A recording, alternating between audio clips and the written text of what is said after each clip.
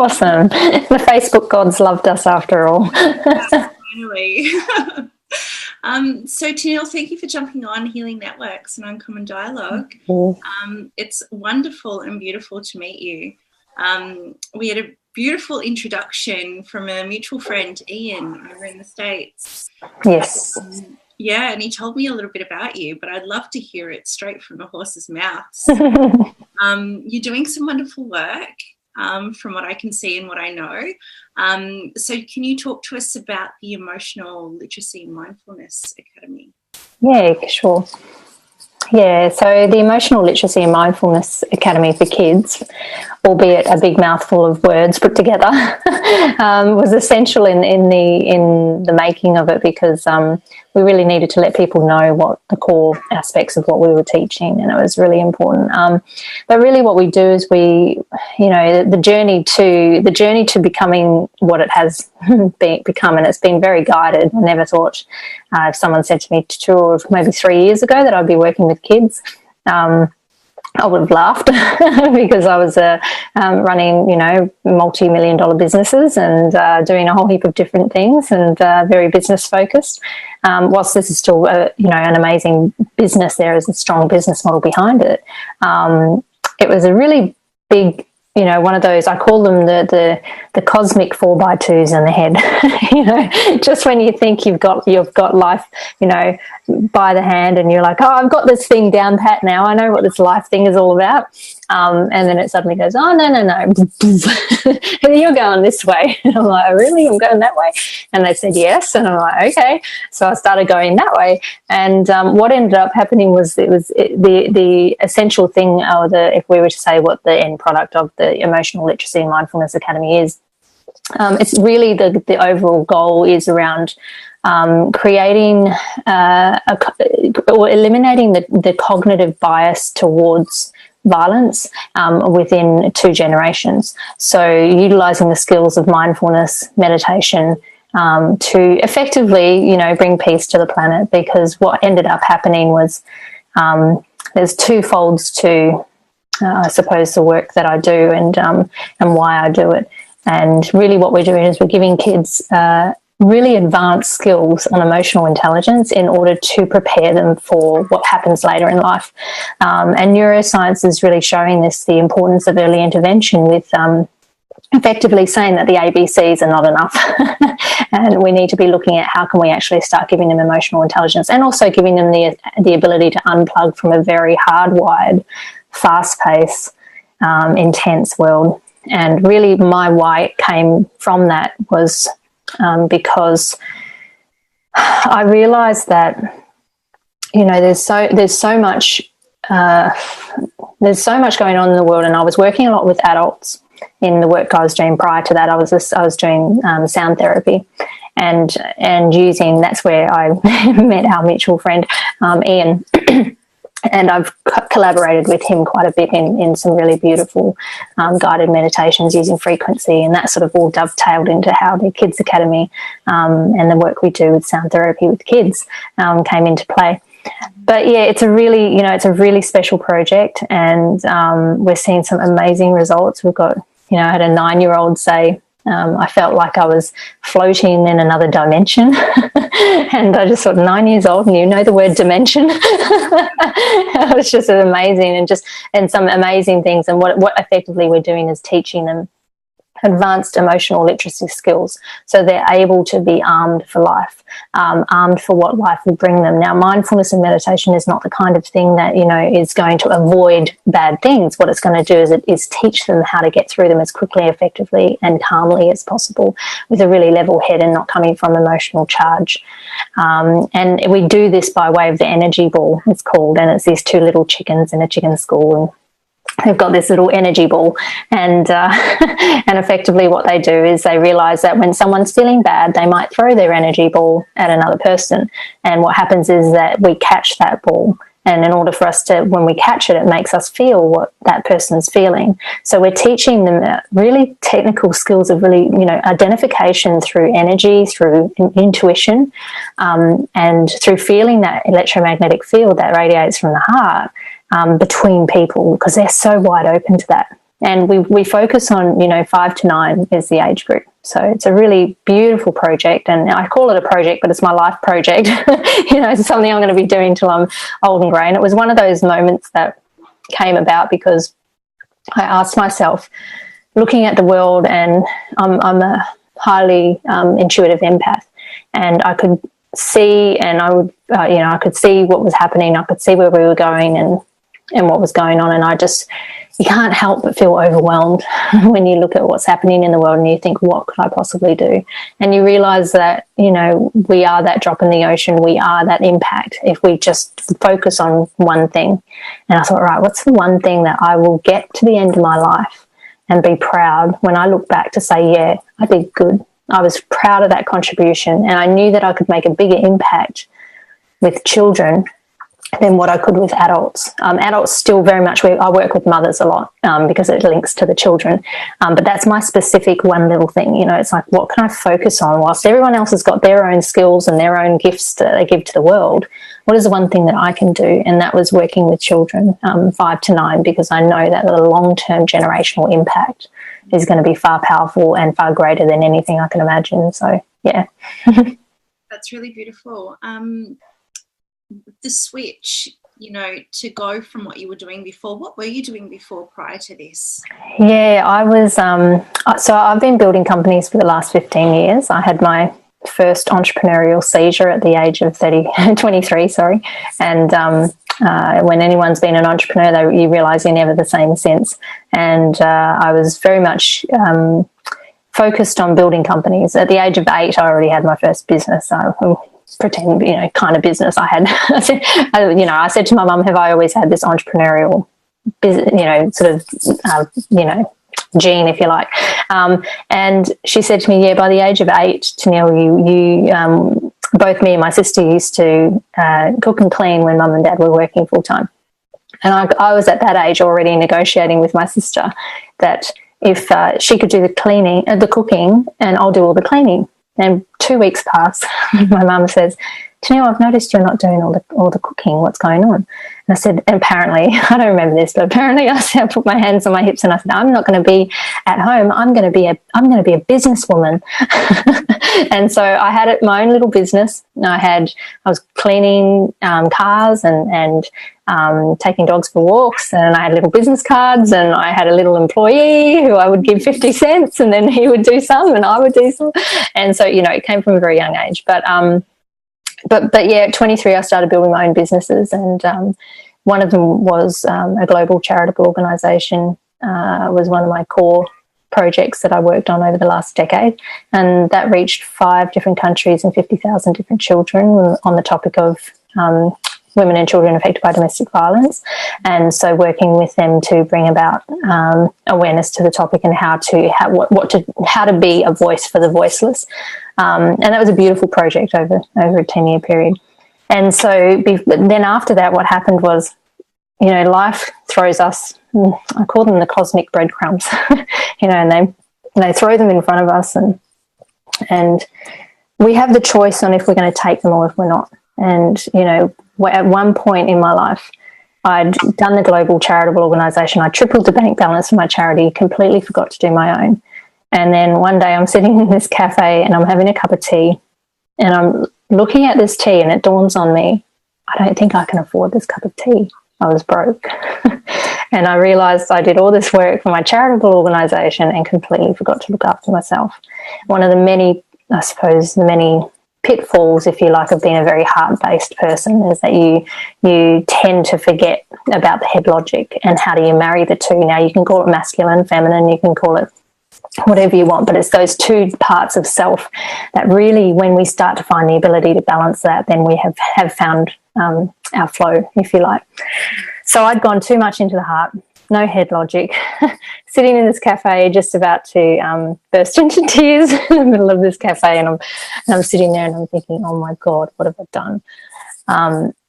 And what I ended up doing was pushing through the emotion, because I had enough tools in my toolbox to know how to deal with it. And I thought, okay, Tenille, find the light. There was this little voice saying, just find the light, just find the light. And I said, okay, what have I done in my business that I can turn into in my charity that I can turn into a business? social media. I was posting on Facebook, and in Australia at the time, it wasn't very big. It wasn't a saturated market at the time. And so I realised that I identified the need in the marketplace. I identified what I needed to achieve and what was needed. And I thought, right, I think I could actually solve that issue that companies are having. And it was a very corporatized model. And so what I ended up doing was turning it into a social media agency. And we were servicing most of the biggest brands around Australia, and managing their social media and providing them with a resource until we got to a point where it's obviously saturated and people are taking it in-house. But at that time, it was a really interesting model. It grew so fast. In under 2 years, it was a $2.5 million company. And I had this moment where I walked in and I was so burnt out. I was working 16, 18-hour days, around the clock, non-stop, 7 days a week. And the body just doesn't, it's not sustainable. We like to think it is when we're doing what we're doing, but it really isn't. So I got gifted the gift of understanding what balance really is and what it means. And so in this token, what ended up happening is the pendulum swings both ways. You go to one extreme to the other to find the rest place in the middle. And at that point, I'd then gone from all heart to all head logic. So I was driving for profit, driving for a business and building this multi-million-dollar business at the cost of my health and the cost of my sanity. And one day, we were employing people so quickly, someone walked in the office and I looked at them and I said, "Can I help you?" And they said, "Yeah, I work here." And I just went, "Oh my God, I can't believe that just happened." And my heart just sank. And I just realized this is not me. This is not the person I thought I would be. And then what ended up happening was a massive awakening, as it happens. And the cosmic 4x2 across the head whacked me in a big way. And I realized that at that time, I was facing cutting 80% of my business due to a major contract and a big corporate bully situation that was going on. And then I was also facing my father, who got diagnosed with leukemia, and my 8-year relationship came to an end. And I was pretty much at the point, and I had a suicidal general manager to deal with. So it was just, everything was just chaos. And it was really reflective of where I was. It really is true that it gives us a mirror. I was in chaos. I was in survival mode. And that played out in the characters that were the people that were in front of me. And so at the time, I obviously didn't realise that. And what ended up happening was I took myself away for 8 days in solitude and reevaluated what success meant to me. And it had nothing to do with a multi-million-dollar business. It had nothing to do with living in a nice suburb or having a nice car or having a big, so this was very, what some would say almost like a basic level awareness of the superficial. But a lot of it came about because it wasn't necessarily on a superficial level. There was a lot of deep transitions happening at that time for me, and I was dying my spiritual death, facing, the shadows within myself and going through the dark night of the soul process. And so off I went and went on the journey of reacquainting myself with the person that I originally was, and that journey took me to starting digital consciousness, because I realized that writing the book Digital Consciousness, which is basically a philosophical dialogue of the effect of the state of consciousness on humanity in the digital realm, what we're doing in this digital space, and what the impact is on the human family at a consciousness level. So that sort of developed, and I kind of dovetailed, so often the very things that are challenging us are the very things that give us the opportunity and the gift. And the gift from that was writing the book, Digital Consciousness. So that's what I was doing before. And, and in amongst all that, I got some amazing recognition from the Prime Minister, inducted to the Hall of Fame with the Governor, all these amazing awards. And I kind of thought, wow, I wasn't even present because I was so out of it with just working so hard. I don't even remember those moments, and those are some really, moments that I think, would have meant something, but I don't really remember them because I was so not there. I was so busy, so out of touch, and but I had to go through that to realise. And so in society's version, it was success.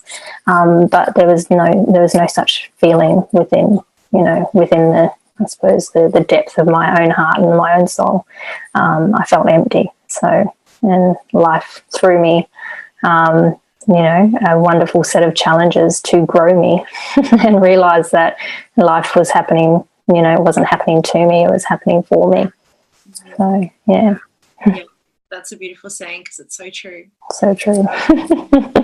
Interesting. And I think it's wonderful that you can actually speak so fluently about the fact that, in society would have deemed that as success. But because you weren't present, you weren't able to feel, the fulfillment from those moments, or even remember them. And it's interesting what society does deem as success or successful.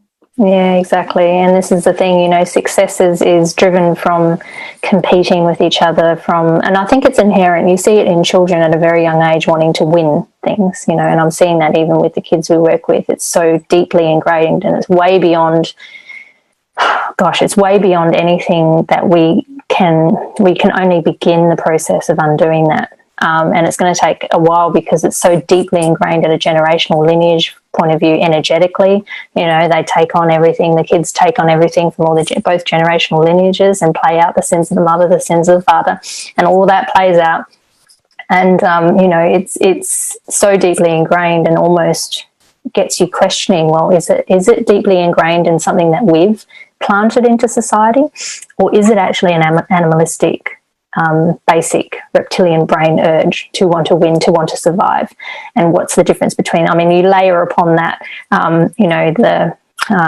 the superficial stuff that goes with it, with culture and society. But what I'm really talking about at that level is, got me questioning, there is some element of at the reptilian part of our brain to want to survive. And then where in the point of generational or evolution, at what point did it tip over to survival equals competing, dog eat dog, to the point where it's for winning, what we get to win a big salary so we can pay off our bills? Awesome. What a life. So it's just, we work to pay our bills off, and it's just, there's got to be more to life than that. And I think that's where it starts with, the importance of going within, of understanding. And I think even in that term of going within, we've got to be careful, because we get taught in the spiritual talk that you go within. Well, yeah, but we've also, the ingredient that I think is missing in there is that we also have to have spatial awareness of our environment.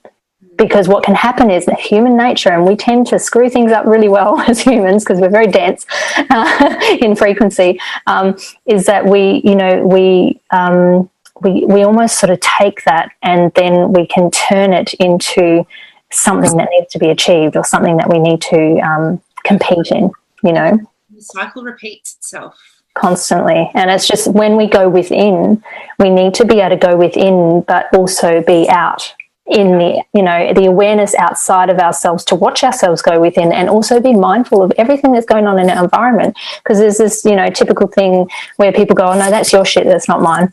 That's your stuff to work out. And it's, well, no, they're a character that it's created in reflecting the very parts of you that you're suppressing. So then they can play it out for you to help you get closer to the evolution of your soul, or the purity of your soul. So you've called them in some way, shape or form, to bring you another state of conscious awareness, or on that conscious ladder, evolutionary ladder, for us to be able to come to the very thing that we came in as, which was love and unconditional love. And we take this backward journey through life where we layer it upon with all the societal conditioning, to only try and get to an age where we start to go, oh my gosh, no, hang on. And then we peel it all back away and come back to what it was we were. Yeah. It's one of those, it's beautiful that you're actually saying all of this. It's definitely, where do you draw the line between nature and nurture? As to what you were kind of saying before, about it being, is it a part of our primal instinct, or, is this something that we develop over time, generationally, or is it something we adopt in terms of behaviour? And as well with what you're saying, you know, we like to swing things to full degree as humans, don't we? You know, if we're not going within, we're going without. It's around, you know. If we're too, you know, some of us are too in our heads, not enough in the heart. Then we become aware of that, and then we go, oh, I need to go more in the heart, and then we become too heart heavy and less logic. And it's, I suppose, you know, the crazy human experience of finding balance between everything, because if that even exists. You know, because it's like there's balance, but then when we're human and everything in the human experience is duality and polarity and chaos. And so I think it's almost like it's how do we talk about it in the academy, it's how do we find a way to be in a place of do. How do we be in a world of doing? Because that's the trick. That's what I've found over my lifetime, is that's the trick. I don't believe that balance can exist. It's more about balancing the ups and downs, so then you can be in that, you know, when you look at the Buddhism practices, they're all about, you know, you don't get too excited and too happy, or else you go up, and then what comes up must come down. So they try and find a nice middle road that you sort of, you know, you're happy and then you feel sad, and but it's all done in a way where it's just in this nice plateau of just calmness. And it's finding that in the ability, because and not censoring ourselves from feeling what we're feeling, but it's almost this new mindfulness practice around, well, how do we find that space in the middle, so then we can sit ever so calmly in that storm and know that it's going to pass, and know that we will still feel what we're going to feel, but we have the ability to let it feel and not identify with it, not become that character in that's going through us in that moment in time. And when we can master the art of that, well, then we can actually start to begin the journey of, you know, being able to be with life in a world of doing, because that's what we are. We're always creatures of doing, of action, of creating, of whatever it might be, creation, any of those kinds of things. It's like, well, how can we be in that process? And it starts with the little things of, well, you know, when challenges arrive at my doorstep, I open the door very willingly and say, all right, what have we got today? And it's just, okay, so what's the assignment? And I look at it like an assignment.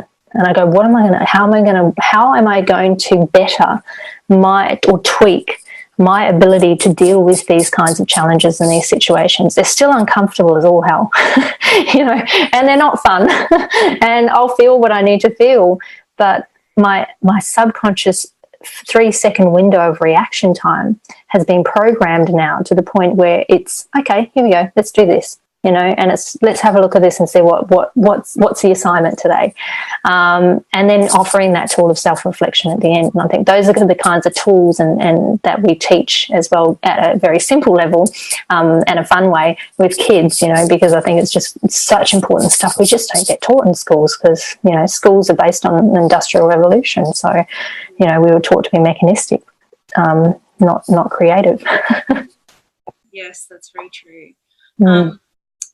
Yeah, I really love everything that you're saying. I love the work that you're doing. Why domestic violence specifically?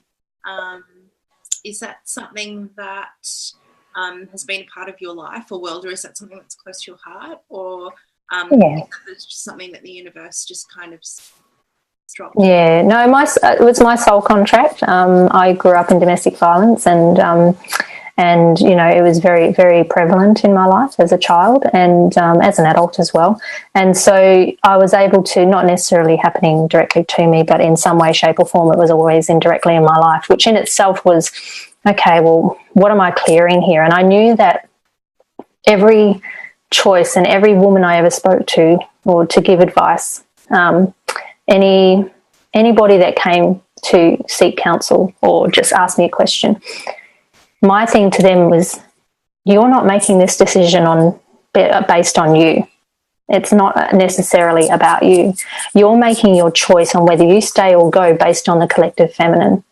every choice you make is a much bigger picture than just you, and it happens in the quantum field. And the more we can do that, we create our own morphogenic resonance or our own morphogenic bubbles of newness, you know. So we create once we make a new choice to change the direction of where we go, that is effectively making its own new morphogenic resonance, which will then eventually impact the collective consciousness, which will then completely change the face of what women do and how they are and how they be in the world and what we choose to, you know. When we look at the whole length of society, you know, we've had of evolution, it was matriarchal first. You know, they're showing through ancient studies and matriarchal first, and women were revered. Then it became patriarchal. And now it's sort of, you know, how do we start to find that balance, if you like? And so for me, part of my work and my gift that came about was, as a child, I always wondered why. Why do people go back? Why don't I know what to do? Because that was my job.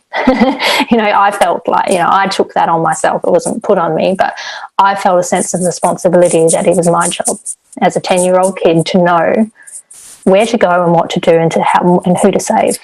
And, you know, that played a massive role in my life. And so for me, instead of choosing to replicate that, I chose to create a solution for that. And, and it moved a lot of people. We did a lot of camps for kids. We did a lot of camps for women, you know, like the scholarship programs for women, and that were life-changing for them.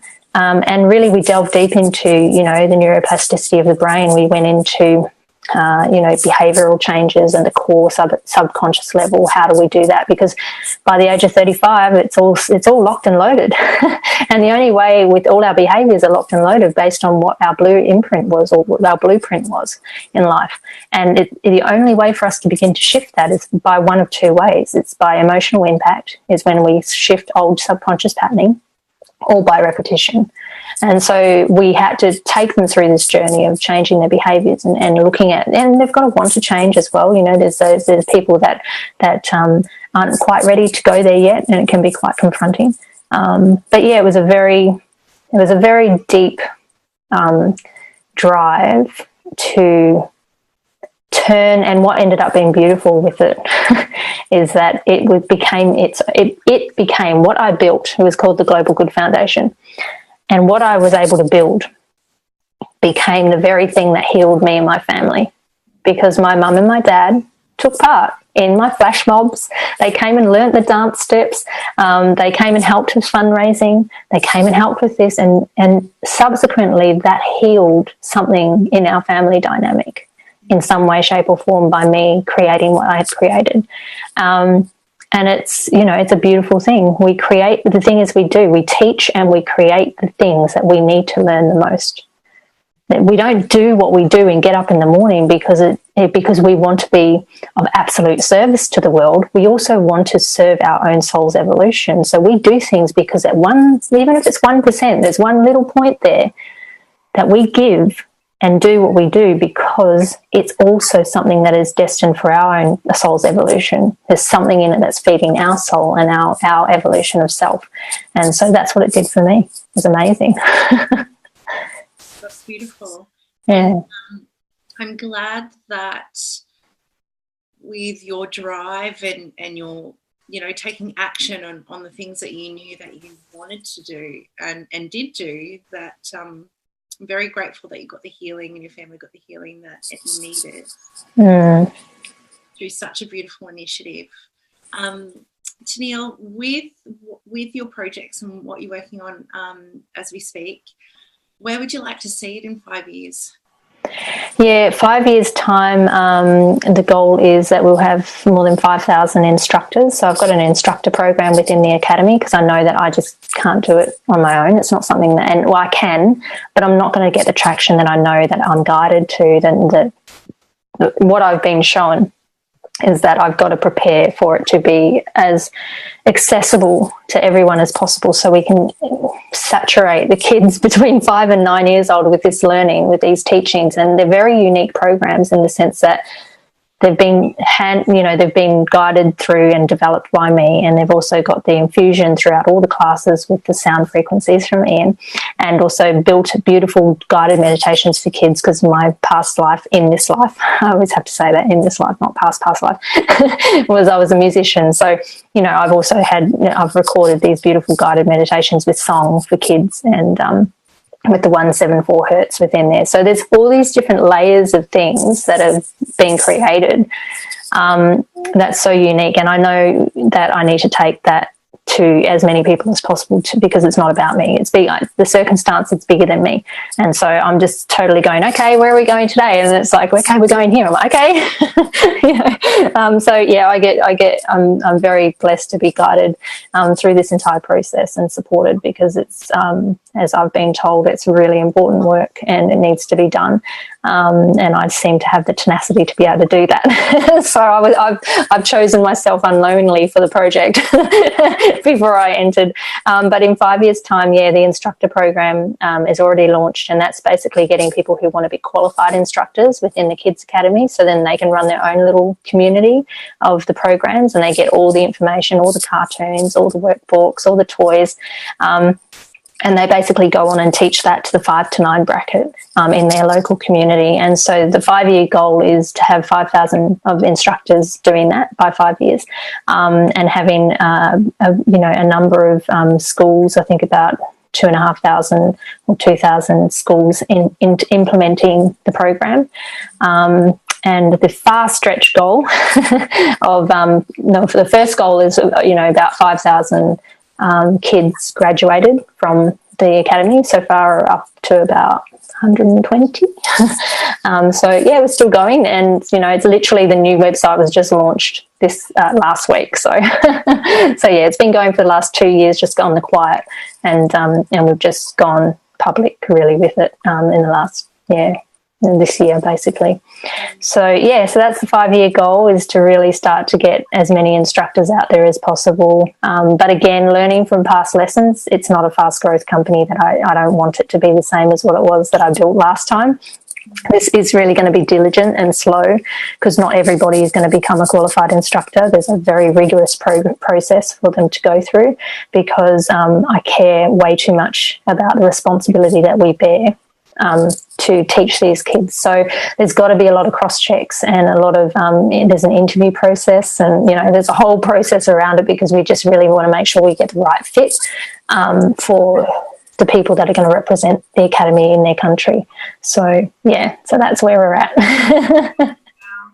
What do you think, when you said that you didn't want this to be a fast process, because obviously you've been there,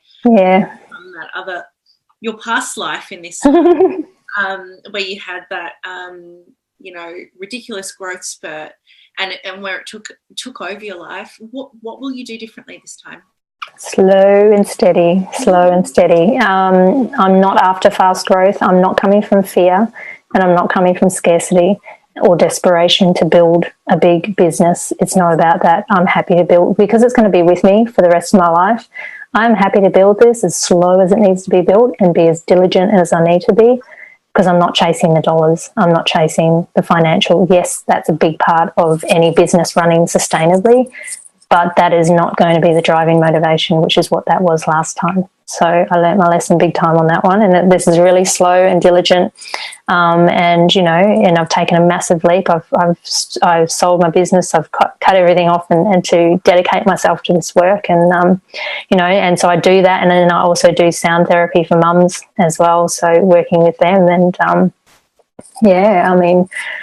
who knows? Who knows what will come from that? But it'll be really about the guidance I get, and the message that I always get is patience, because I'm a bull at a gate. I'm a Taurian woman, and I've learnt how to hold back, and the power of pause through experience. And, so it's not a restrained feeling of holding back. It's just a trusting. I've just trusted, and I just know that as long as I continue to come from the right place with what I'm doing, I'll be supported and looked after, and I just trust wholeheartedly in that.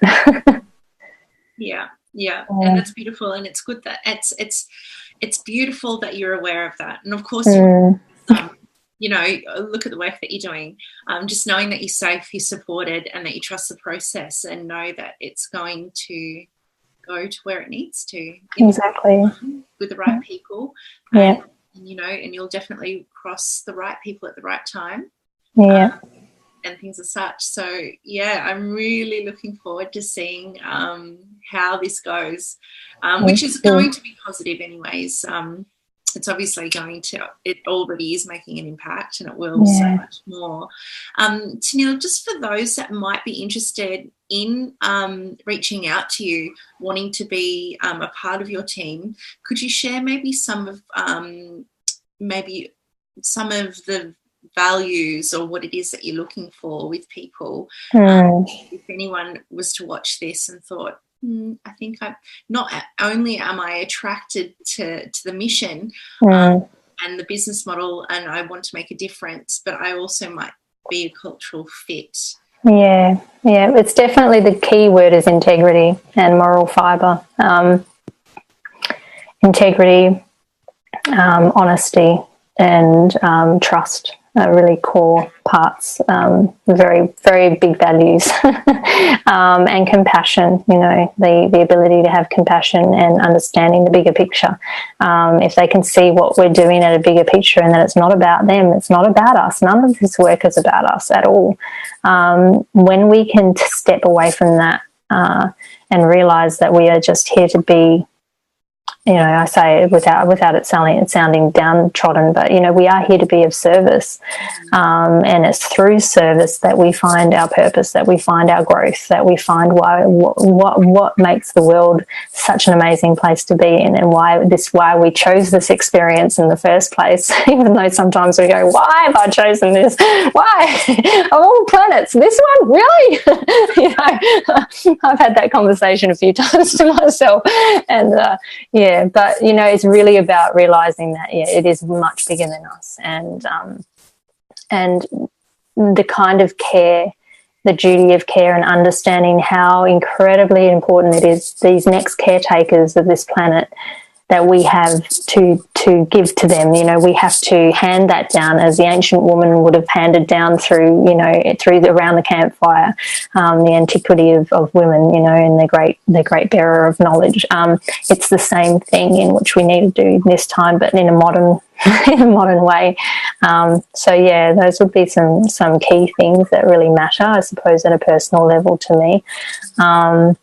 I think that's going to be the driving force to make this thing tick and get in front of as many children as, you know, within time, within the perfect time, that we can. Yeah. Beautiful. Awesome. And Tenille, if anyone wants to know about you, your business, your brand, how can they reach you or your team? Yeah, sure. Yeah, if they hop on to our website's Emotional Literacy Academy .com, and on Facebook, Emotional Literacy Academy, and same on Instagram and Twitter's Elma Kids, ELMA Kids, and then just the personal business stuff is just my name, so TenilleBentley.com. Okay, beautiful. Yeah. Awesome. Well, thank you so much, Tenille. Thank you. To listen to you talk about where you've been, and where you are and where you want to go. And I'll be watching you like a hawk. Business, watching it grow beautifully into something which it already is, but, you know, to see that expansion, which is definitely going to happen. It can't not. Yeah, well, you just look at the kids. I just posted today about the kids in Thailand, in the Thailand caves, being taught meditation. That is just a gold little nugget for the whole world to go, hang on, maybe we should really consider this for kids, because these kids are just incredible. Their ability to remain calm in the situation they're in. It really showcases the importance of kids having those tools. Not to say everyone's going to get stuck in a cave, but, you know, it's really important that our kids learn these tools, so then they can cope with what life's going to throw at them as they go through their journey. Absolutely. I love it. I love you. I love you too. Thank you. I'm a massive supporter. So yeah, I'll be watching and keeping an eye. And if I know anyone or come across anyone that's obviously interested in maybe reaching out to you, I'll throw them your way. Thank you so much. I appreciate it. Every little bit helps. Every person that believes in what we do adds to the collective, and it matters. It really matters. So I'm very grateful for that. Thank you. And please feel free, of course, to share your projects and business in the Healing Networks group as well. Okay. So, you know, we have over 6,500 members from people from all over the world, all sorts of characters in there. Amazing. So the more exposure, the better for you. So thank you. Awesome. Thank you so much, and well, thank you for creating a platform such as this, because you know, it really is that beautiful. I suppose it replicates what you do in your work, being, you know, with Medium. It's a channel of communication, and this is the other version of that. So thank you for creating that version and that channel of communication, so people can hear this and can be aware of it. And so yeah, it's a wonderful gift to the world. So thank you. No worries. Thank you, Tenille. We'll talk to you soon, very soon, I'm sure. Yeah, we'll do. Thank you.